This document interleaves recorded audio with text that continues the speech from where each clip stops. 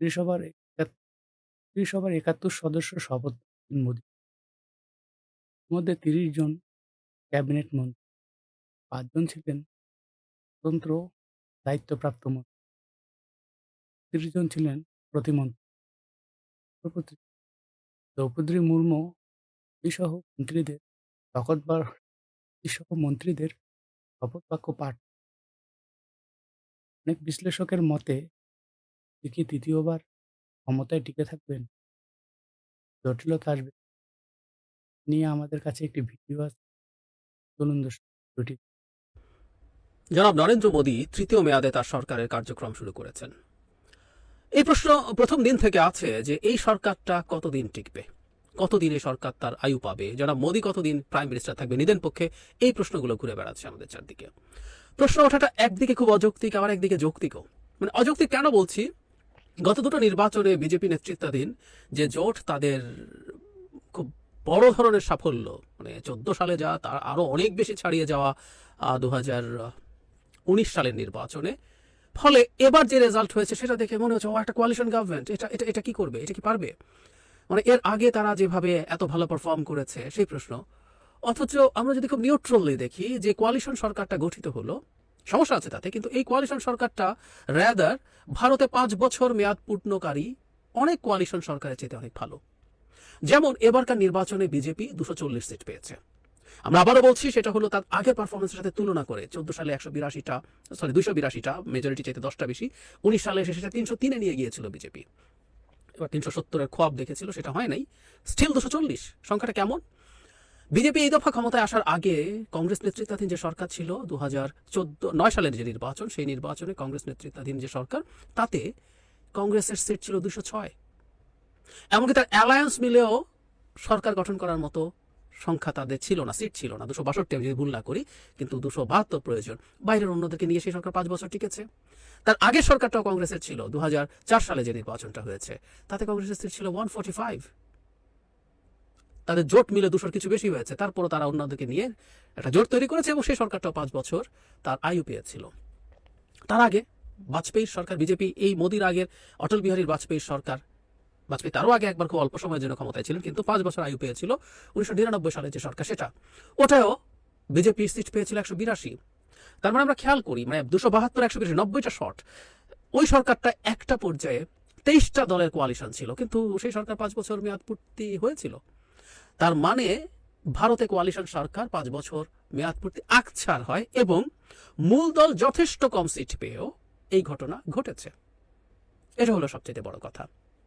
2004 সালে যে কংগ্রেসে প্রয়োজনীয় সিট যা দরকার তার অর্ধেকের মতো সিট পেয়ে সে একটা সরকারকে লিড করেছে এবং সেই সরকারটা 5 বছর ক্ষমতায় ছিল।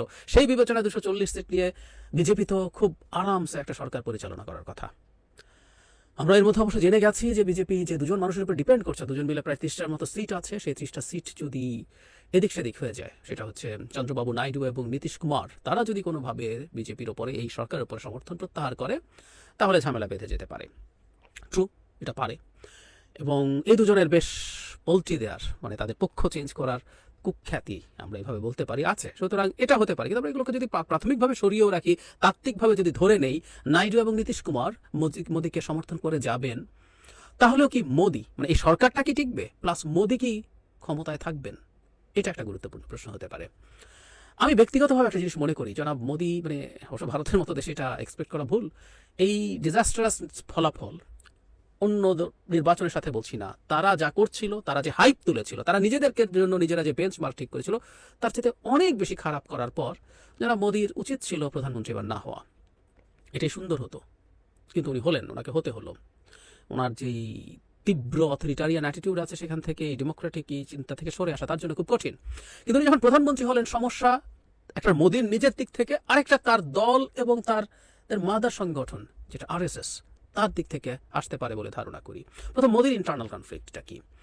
একটা মানুষ আসলে গণতান্ত্রিক ব্যবস্থায় কিভাবে কাজ করবে? একটা কোয়ালিশন চালানো মানে হচ্ছে এই জোটের মধ্যে আরো গণতন্ত্র। এর মধ্যে দেখা যাবে নাইডু, নীতিশ কুমার তাদের রাজ্যের জন্য এটা চাইবেন, সেটা চাইবেন, মন্ত্রিত্ব নিয়ে বার্গেইন করবেন, এবং তারা জানেন যে তার মধ্যে এক ধরনের ভালনারেবিলিটি আছে, সুতরাং তাকে চাপ দিয়ে নানান কিছু অর্জন করার চেষ্টা করবেন। গণতান্ত্রিক ব্যবস্থা এগুলো হয়, এর মধ্যে কোনো সমস্যার কিছু নাই। কিন্তু এই যে মোদী এভাবে, এটা একসেপ্ট করা তার জন্য খুব কঠিন। উনি পুরোটা সময় যখন উনি ক্ষমতায় ছিলেন, উনি যখন চিফ মিনিস্টার ছিলেন গুজরাটে 12 বছর, অত্যন্ত সিরিয়াসলি মেজরিটি তো চালিয়েছেনই, অত্যন্ত অথরিটারিয়ান ভাবে চালিয়েছেন। এরপর তিনি 10 বছর ক্ষমতায় ছিলেন। এর আগে ভারতের ক্ষমতায়, কেন্দ্রীয় ক্ষমতায় তিনি নিরঙ্কুশ সংখ্যাগরিষ্ঠতা নিয়েছিলেন এবং অত্যন্ত একচ্ছত্রভাবে দেশ চালিয়েছেন।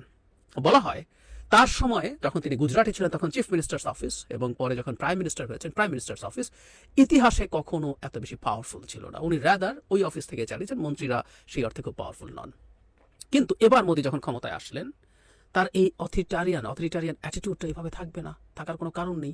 এটাই সমস্যা তৈরি করতে যাবে। কিন্তু উনি ভেতরে ভেতরে আউট অ্যান্ড আউট একজন কর্তৃত্ববাদী স্বৈরাচারী মানুষ। সেই মানুষটা আবার এখন গণতান্ত্রিক হওয়ার চেষ্টা করতে হচ্ছে, অনেকের কথা শুনতে হচ্ছে, শুনে তাকে সিদ্ধান্ত নিতে হচ্ছে। অনেক কিছু করতে চাইছেন, করতে পারছেন না। এই জায়গায় ফিট ইন করা ইজ রিয়েলি ভেরি টাফ। এর আগে দুটো যে কংগ্রেস সরকার ছিল সেখানে মনমোহন সিং ছিলেন, পশ্চিমা শিক্ষিত একজন উদার গণতান্ত্রিক মানুষ, তার জন্য চলা কঠিন হয়নি। একই কথা প্রযোজ্য যারা বাজপেয়ীর ক্ষেত্রে। বিজেপি করলেও এই মানুষটাকে বলা হয় আর right person in a wrong party, whatever. উনি সেই পার্টিটার মধ্যে ছিলেন এবং বিজেপির যে সনাতনী রাজনীতি তার বাইরে ছিলেন, একজন গণতান্ত্রিক মানুষ ছিলেন, ফলে উনি সেই সরকারটা চালাতে পেরেছেন। কিন্তু যারা মোদির পক্ষে এটা কঠিন হবে, বিশেষ করে যখন মোদি এবারকার নির্বাচনে তার ব্যক্তিগত ডিজাস্টারও হয়েছে, তার উপরে চাপ কিন্তু বাড়তে থাকবে। ব্যক্তিগত ডিজাস্টার কোন জায়গায়? আমরা একটা আলাপ অনেকে করছি, সেটা হলো মোদি তার নিজের যে কনস্টিটিউয়েন্সি বারাণসীতে এবার জিতেছেন, কিন্তু যে তার মার্জিন অনেক কমেছে। গত বছর এটা প্রায় 5 লাখ ছিল, এটা এবছর 1.5 লাখে এসে নেমেছে। কিন্তু আরেকটা জিনিস আমরা অনেকে মিস করেছি, সেটা হলো ধরুন 1.5 লাখের মার্জিন কমেছে, তো ব্যাপারটা এরকম হতে